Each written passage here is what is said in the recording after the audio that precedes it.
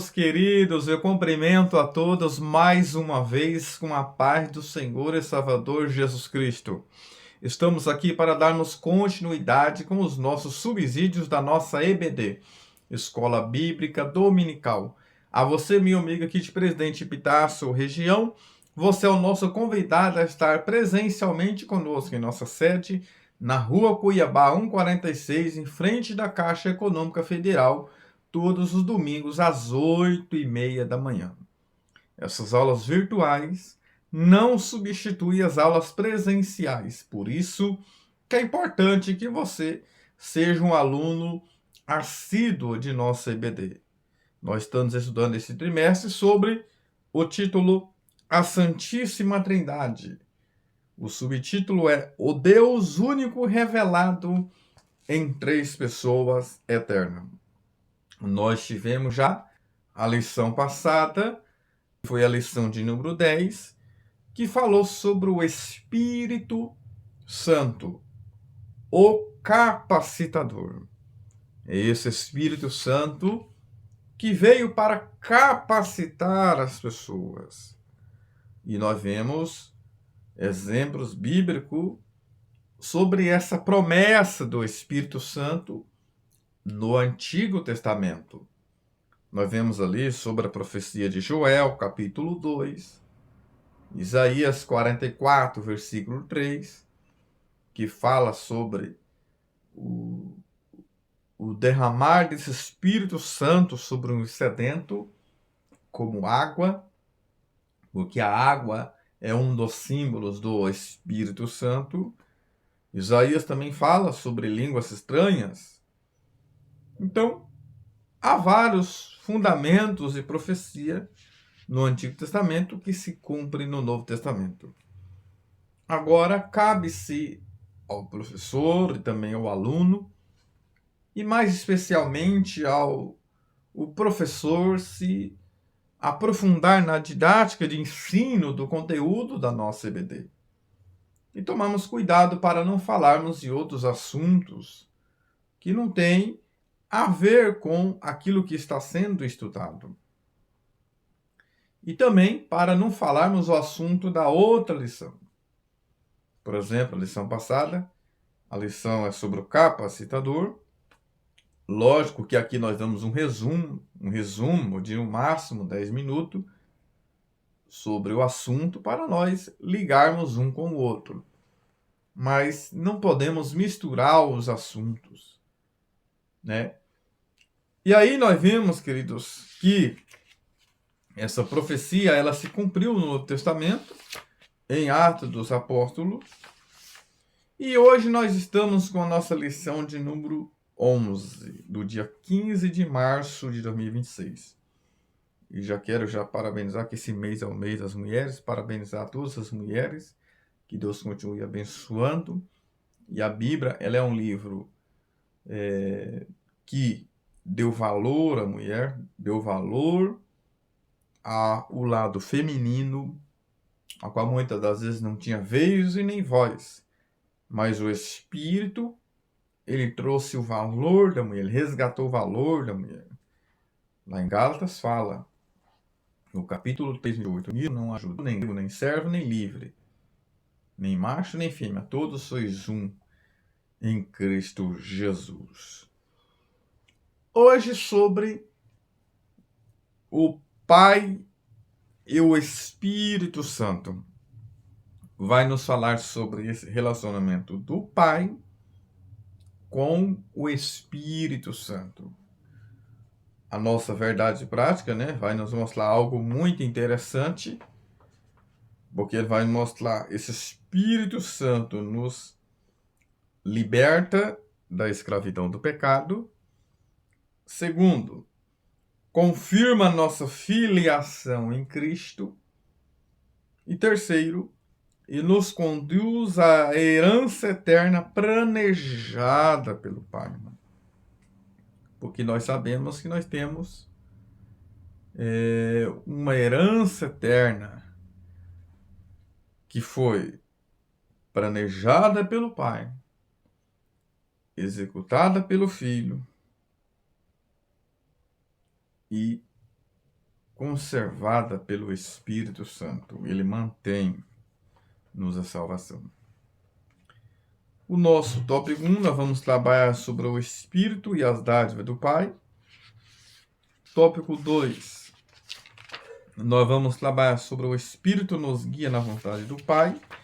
E o tópico 3, a Trindade nos conduz à herança eterna. A leitura em casa está baseada, o comentário está baseado em Romanos capítulo 8, do versículo 12 ao 17, e Gálatas capítulo 4, do versículo 1 ao 6. E o que é importante para você, professor ou professora?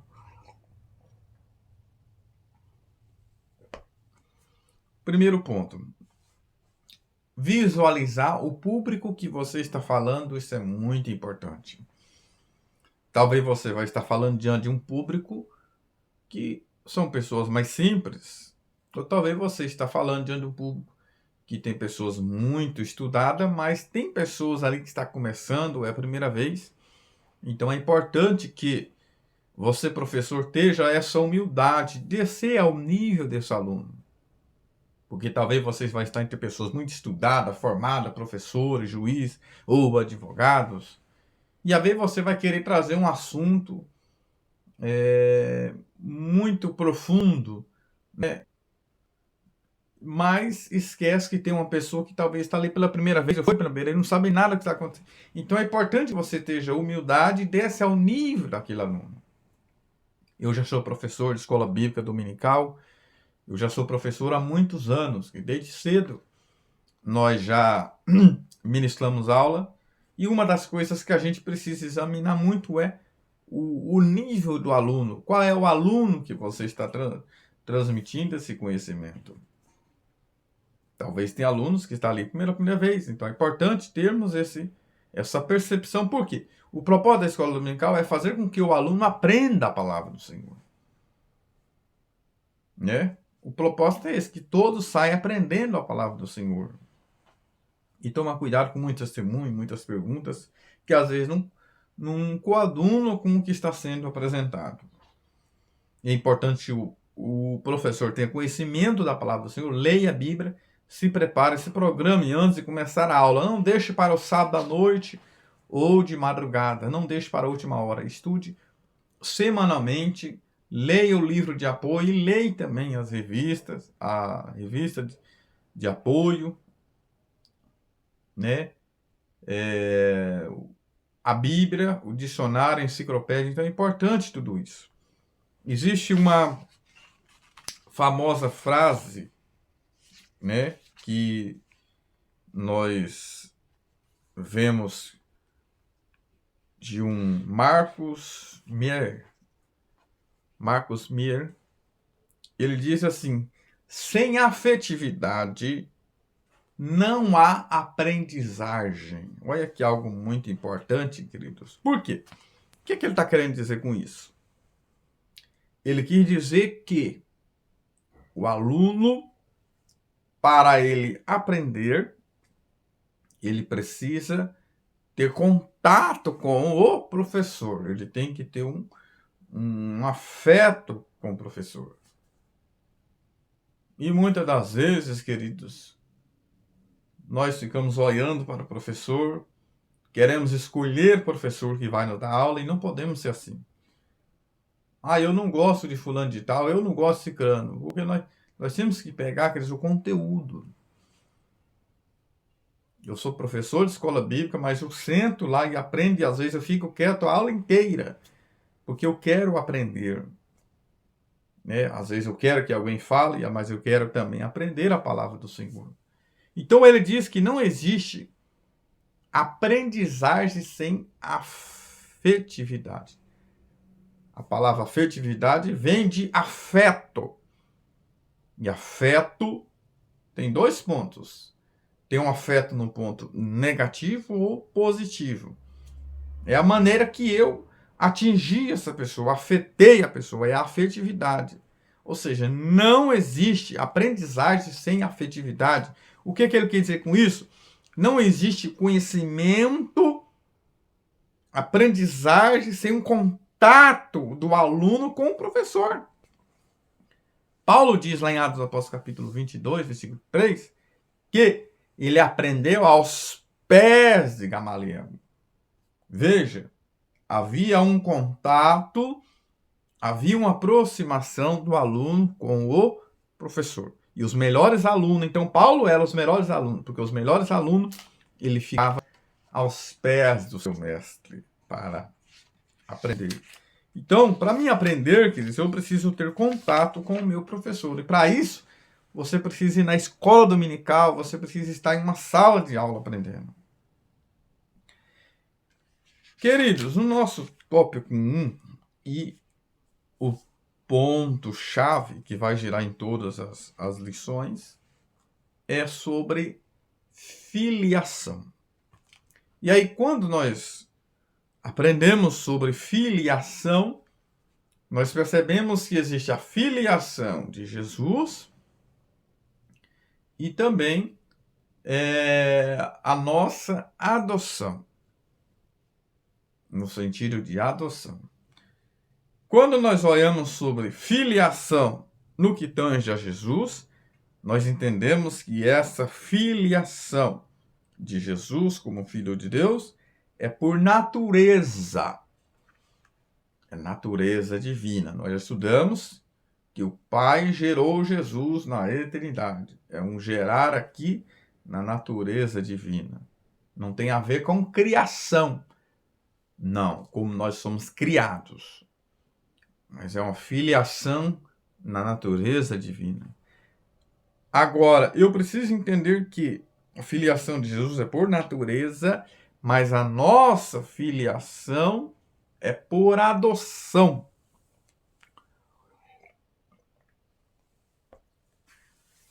Nós fomos adotados por Deus por meio da pessoa divina. Então é isso que nós precisamos entender. Aqui o tópico 1, o Espírito e as dádivas do Pai, nós vemos essa dádiva que recebemos do Pai, da escravidão à filiação. E diz aqui que a Escritura revela que o salvo não vive sob o domínio do espírito da escravidão, quer dizer, o pneuma e douleia, porque escravo vem de doulos. Aponta para o estado de servidão do pecado, a qual nós vivíamos, a qual nós éramos antes, o que caracterizava a nossa vida antes da conversão. Porque a conversão, quer dizer, é essa mudança que nós vamos ver daqui a pouco, porque a conversão ela ocorre no cristão de dentro para fora. Eu sempre uso o exemplo de um carro. Para converter um carro, alguém converte o volante lá dentro. Quando você olha um carro se convertendo, o que você vê ali convertendo é somente a lata. Ele faz movimentos com a lata. Mas a conversão é no volante lá dentro. Ou seja, é algo de dentro para fora. Alguém olha a minha sua vida por fora, mas é resultado de algo que ocorreu lá dentro. É essa conversão. 1 Tessalonicenses 5:23, o Deus de paz vos santifica em tudo, em todo o vosso ser, espírito, alma e corpo. Ou seja, começa de dentro para fora. O erro de muitas religiões, o erro é que eles querem moldar a pessoa somente para o lado de fora. Às vezes fala, você é um obreiro, você já está fumando, mas você é um obreiro. Põe um terno, põe uma gravata. Isso é... Os bons costumes é muito bom, mas às vezes a vida da pessoa, o testemunho da pessoa não condiz com aquilo que está apresentando. Lá no profeta Joel, capítulo 1, ali ele fala para as pessoas rasgar o coração, não as vestes. Ou seja, a obra de Deus, ela começa dentro para fora. Nós éramos escravos. Então é que escravo é doulos. Escravo na Bíblia é uma palavra polissêmica, ela tem vários sentidos, uma linguagem polissêmica, tem que ver em que contexto está falando, porque às vezes eu vou falar escravo de Deus ou escravo do diabo. Então nós somos escravos de Deus, nós somos servos de Deus e também somos filhos de Deus. Porque tem pessoas que vê Jesus como, Jesus é rei, sacerdote, profeta. Nós só olhamos esses títulos. Só que esquecemos de falar também que Jesus é servo sofredor. Ele foi o servo do Senhor. É um filho que serve. É um servo que serve ao Senhor. Tem muitos que é servo, mas não serve. Então nós devemos servir ao Senhor. Há uma famosa frase: quem não vive para servir, não serve para viver. E Jesus nos deu exemplo. E o Senhor nos diz que antes a lei, que embora santa, não pode produzir a liberdade, porque ela revela o pecado, mas não concede poder para vencer. Olha só, a lei, ela é santa, como diz Paulo, justa, boa. A lei é perfeita, mas não no quesito da salvação. A lei, ela serviu de aio, tutor, até chegar em Cristo Jesus. A lei revela e aponta para Cristo. Somente Cristo, a sua graça, tem um poder de transformar as nossas vidas. É o espírito de adoção, né? O crente recebe esse espírito de adoção, que no grego é pneuma uiostesia, que aponta para uma nova identidade em Cristo. Segundo os Coríntios 5,17, assim que, se alguém está em Cristo, nova criatura é. E as coisas velhas se passaram, e eis que tudo se fez novo. Olha que algo interessante, porque quando nós viemos para Cristo, nós adquirimos uma nova identidade. Essa palavra identidade, se você for no dicionário, a ideia que se tem de identidade é aquilo que é idêntico, aquilo que é semelhante. Paulo diz em 1 Coríntios 11:1, sede meus imitadores como eu de Cristo. Paulo desafia as pessoas a imitarem ele, porque ele imita Cristo. Deixa eu fazer uma provocação aqui, queridos. É só uma provocação. Será que eu e você temos moral, temos o direito de falar para alguém imitar a eu, porque eu faço o que Jesus fez? Eu tenho um livro que fala em seus passos, John Fodder, parece, em seus passos que faria Jesus.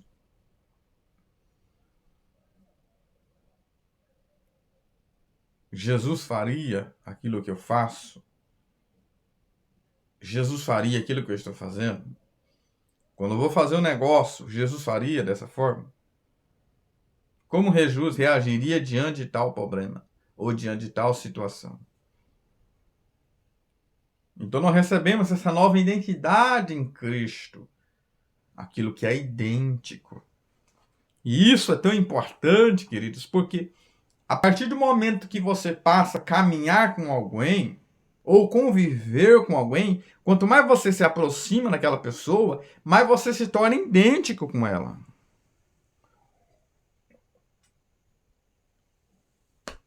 Eu, particularmente, eu conheço algumas pessoas que não é pai daquela filha, tal. Eu me equivoquei um tempo com uma pessoa, porque ele cuidou daquela menina desde pequeno. E para mim, ele era o pai dela. Mas por causa do convívio, por causa da aproximação e do relacionamento, por causa da convivência, se torna parecido com ele. E com Jesus não é diferente. É que Judas se manifestasse ali, se ele não se manifestasse, ninguém saberia que era Judas que estava traindo. Se Jesus também não falasse, né? Porque era tudo parecido, porque eles caminham muito com Jesus, que finda se parecendo com Jesus. Então, com Jesus é assim. Quanto mais eu ando com ele, quanto mais eu caminho com ele, quanto mais eu me aproximo de Jesus, mais eu vou se parecer com Jesus. Por meio das minhas ações, por meio das minhas atitudes, por meio dos meus comportamentos, sem você falar que é cristão. Não precisa você falar, eu sou homem de Deus, eu sou servo do Senhor, eu sou pastor. Não. As pessoas vão ver, vão visualizar isso aí. Então, Jesus, ele nos libertou por meio desse Espírito Santo. Né? Olha que a lei sendo santa, boa e justa, a lei não consegue salvar o homem. Tem que ser por meio de Jesus, por meio da sua restauração. Mas antes de falar sobre a palavra restauração, eu quero falar sobre a palavra religião. Se fala muito sobre religião, mas pouco sabe o sentido, e especialmente no latim, do que é religião. A palavra religião vem do latim religare. Ou seja, quem fez isso foi Jesus por meio do seu sacrifício. O homem estava desligado de Deus como aquela tomada, como aquela luz fora da tomada, um exemplo.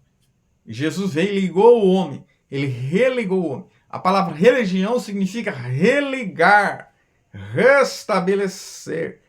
Agora eu quero falar a palavra restaurar, ou seja, restauração. E essa palavra restauração, se você for buscar no original, existe uma das vertentes dessa palavra restauração que significa voltar ao estado original.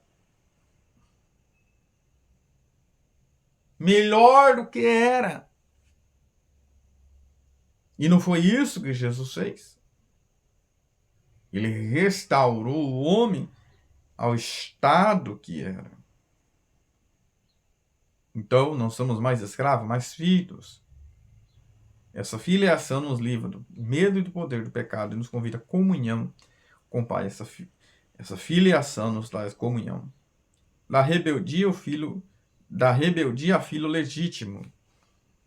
E aqui diz, antes da regeneração, espiritualmente eram rebeldes, queria fazer a nossa vontade, a nossa própria vontade, mas por meio da graça somos transformados. Essa palavra transformação, se juntar as duas palavras, transformação. E eu separo agora, de formação. Trans quer dizer ir além. E além da forma. E formação é forma. Antes de nós virmos para Cristo, nós tínhamos uma formação. Nós tínhamos uma forma que adquirimos. Uma forma do pecado. Mas Jesus veio e transformou. Ou seja, é ir além da forma. E nos traz uma posição espiritual e jurídica. Para aquele que aceita Cristo. Eu preciso aceitar. Nós temos esses privilégios, que inclui o direito de chamar a Deus de Pai e também outro benefício de recebermos a herança. Ponto 3, das trevas à plenitude. O Senhor nos tirou das potestades das trevas, queridos, e nos trouxe para a plenitude, uma vida plena do Espírito Santo. E aí, quando eu tenho esse Espírito Santo, tópico 2, o Espírito nos guia na vontade do Pai. Os filhos são guiados pelo Espírito. Guiados, o grego é agontai, indicando que os crentes são continuamente orientados pelo Espírito Santo como alguém é levado pela mão. Ou seja, é como aquele pai que está ensinando o filho a caminhar, e aí vê um buraco, um vale ou um carro, esse pai está segurando na mão daquele filho, porque ele está guiando, porque ele está orientando. E o cristão, queridos, que é guiado pelo Espírito Santo de Deus, quando é plano, projeto, direção do Espírito Santo, às vezes Deus permite alguma circunstância que aconteça que a vontade dele prevaleça. Às vezes é um ônibus que atrasa, é um carro que quebra, ou Deus permite os lugares que você vai, porque ele tem um plano ali, ele tem um projeto ali. E muitas das vezes até entrega algum trabalho ou algumas empresas. E muitas das vezes eu não entendo, porque Deus me permitiu entrar em alguns lugares. Eu já cheguei a entrar em alguns bairros que ali eu tinha um privilégio de falar um devocional, fazer a oração todo dia de manhã, falarmos uns 10 minutos de palavra. Foi Deus que fez isso. Deus permitiu que eu fosse ali naquele trabalho, conhecesse aquele chefe, conhecesse aquelas pessoas, porque eu tinha que anunciar a palavra dele. E existe um evangelista, né, que foi lá na África aos seus 25 anos, John York. Ele diz que a Bíblia deve ser lida do ponto de vista de missões. Deus, ele é missionário. Deus foi o primeiro missionário, o primeiro evangelista, porque enviou seu filho para nos salvar. Então, ele é orientado pelo Espírito Santo em todo o curso da sua vida. 1 João 2,27 fala dessa unção que recebemos e fica em nós, a unção do Espírito Santo. Só que no versículo 27 mesmo e o 28 fala, permanecei nele. Ou seja, essa filiação, essa unção, essa adoção de filhos, a qual João 1,12, a qual eu aceitei, eu criei e recebi, eu devo permanecer nela. Porque se eu permanecer, não existe, como alguns falam, não existe ex-ungido, existe um monte que foi ungido e não se tornou mais ungido, Saul e o monte. Por quê? Porque não permaneceu. O Espírito opera a mortificação da carne, quer dizer, no grego é tanotó, que significa fazer morrer ou sufocar a sua força, porque agora se é guiado pelo Espírito Santo. Lá fala das obras da carne, em Gálatas 5, a partir do versículo 19, e a partir do 22, vemos ali o resultado de alguém que produz o fruto do Espírito. Né? E nós devemos crucificar a carne. Jesus foi crucificado ali 6 horas, mas ele não tinha sido morrido. Crucificar a carne não significa você morrer, mas é você mortificar ali a carne. Todos os dias mortificando, santificar diário. É essa santificação que Deus faz na minha, na sua vida, e quando eu me posiciono também. Ponto 3. O Espírito age conforme o plano do Pai, vindo a plenitude dos tempos, ou seja, no tempo certo, no tempo escolhido por Deus. Jesus foi enviado para resgate dos pecadores. Então nós vemos o Pai como autor do plano da salvação, o Filho como executador e o Espírito Santo como aplicador da adoção. E aí o tópico 3 nos conduz à herança eterna, herdeiros de Deus por adoção, que nós já falamos.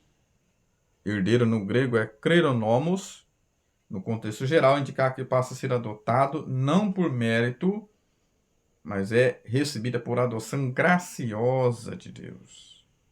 O Pai planeja, o Filho conquista, e o Espírito é a garantia dessa herança, da salvação e a justificação, que são promessas também futuras, tais como a vida eterna. Aqui não tem a ver com herança materiais, mas sim herança eterna, como diz 1 Pedro 1,4. Ponto 2. Cordeiro de Cristo por filiação. O Filho reparte a herança eterna, como Jesus prometeu em Apocalipse 3, 21. Não é pós-materiais, mas é algo glorioso. E aí nós somos co-herdeiros juntamente com Cristo. Mas primeiro tem que participar do sofrimento de Jesus para chegar à glória. As marcas, sofrimentos. E o ponto 3, o pai administra o tempo da herança. Paulo fala que enquanto o herdeiro é menino, está debaixo de tutores e curadores. Aqui ele usa uma metáfora de que como que era a lei até chegar à lei. Até chegar a Cristo. Da lei até chegar a Cristo. Porque eles ainda não cresceu.